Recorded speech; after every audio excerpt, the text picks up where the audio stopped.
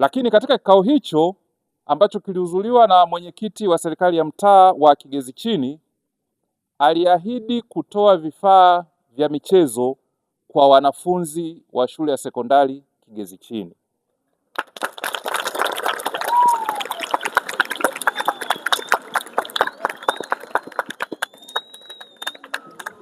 Sasa tulivyokuwa tunaongea, akasema ili hawa wanafunzi wetu, hawa watoto wetu tuwamotivate vizuri, wajue sisi wazazi tunawajali, viongozi tunawajali, tuwatakie na mtihani mwema, lazima tuwape kitu ili wanavyoingia kwenye mtihani wajue na serikali ya mtaa inafuatilia maendeleo yao.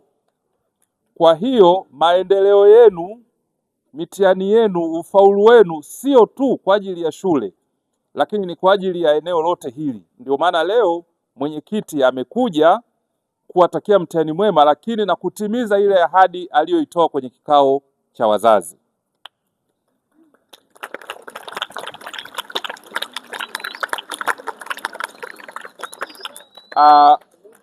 Kwa kusema hivyo nisiongee sana, naomba nikukaribishe mwenyekiti kwa ajili ya kuongea na vijana wetu ambao wanajiandaa na mtihani, lakini pia nina vijana ambao wana uwezo mkubwa sana hapa wa michezo.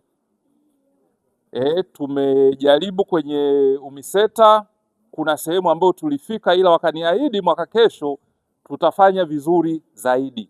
Na kuwepo kwa vifaa hivi morali inaongezeka, si ndio? Hata tutakapomaliza mitihani hapa kuna kakitu kazuri katafanyika. Hatuwezi tukaenda nyumbani bila hizi jezi kuzifanyia kazi.